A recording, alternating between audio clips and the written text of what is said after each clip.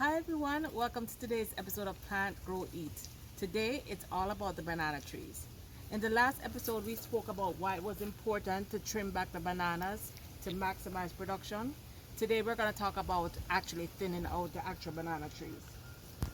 So I mentioned before that bananas, they always push up suckers from the main banana tree. And the reason it's important, as you can see, this is the main banana root that is bearing now. And you'll see these two suckers or small plants that are coming from up on the tree.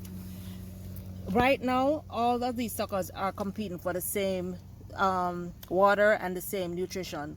It's important to thin out the suckers so that each of the trees will have their own nutrition source, and each of these suckers will in turn become a banana tree that's going to shoot up more suckers. So basically, it's good. Basically, it's important that I'm going to be tripling the production just by separating these. Each of them, as I said, are going to become a whole banana tree and put up its own suckers. This whole patch started with one little sucker from my mother-in-law 5 years ago. I've given away multiple, probably a dozen or more banana trees from that. Just yesterday I separated 2 banana trees, gave one to my brother and planted another one. So today I'm going to show you the right way on how to separate the sucker from the main banana tree. So first you take a shovel. This one is a little bit curved. If you have a pointy shovel, that's fine. You go in between the banana, the main tree, and the sucker. Make sure the shovel is pointing towards the sucker that you're removing. It's very easy to remove. You go straight down. Make sure you go down far enough that when you pull it out, you don't snap the tree. You actually get roots. This one is giving a little bit of trouble because of the stone. Let me remove these stones. All right, it's almost there. Bananas are pretty easy to get out.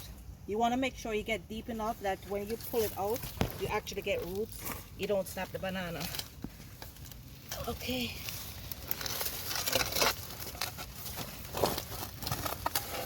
All right, so we got it out.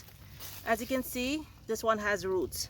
The last one I tried to remove actually got snapped right here, so the banana tree died. It didn't do very well. But always be sure you go beyond the roots and you get at least some roots. Let me go ahead and show you one that I just transplanted earlier this week on Labor Day.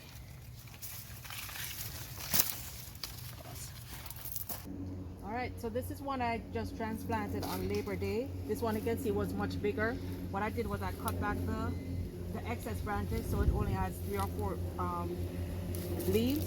And I added very good soil. I used Kellogg's potting mix for this one. And I was out of mulch and I didn't have any dried leaves, so I just used some of the banana leaves to keep it moist. An important thing to note: once you have removed the sucker and transplanted it, be sure that you absolutely soak it until the water runs through.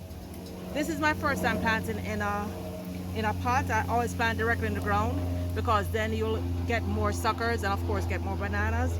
But I'm gonna try this one for the first time in a pot. The other little one I just removed, that's actually going to a good friend of mine. There are a couple more in there that I'm gonna transplant and move to a different area in the yard. My goal is to have multiple banana groves in different areas of the yard because of course that's gonna multiply production.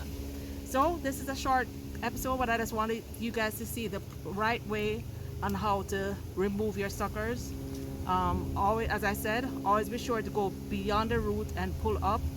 Once you get that sucker out, if you're planting it directly in the yard, build a hole at least a foot and a half wide, a foot and a half deep. They don't have a lot of a big root system, so that's about all you need. Be sure to add your composted material from your garden or common manure compost, as well as a good garden soil. If you're planting it in a pot like I did here, have a good quality potting mix and be sure, whether in the garden or directly in a pot, be sure to water thoroughly until the water runs through. After you transplant, for the area that after I've transplanted all those ones, what I plan on doing is going back with some garden soil and compost, and just adding some good organic matter to the area that I just transplanted.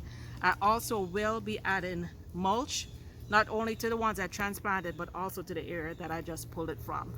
So that's all for now. Don't forget to click like and subscribe and click the notification bell so you'll see the next video. Pretty soon I'm gonna be working on my fall bed, my fall vegetable bed, so be sure to click notify so you can see that episode. Thanks so much for watching. Until next time.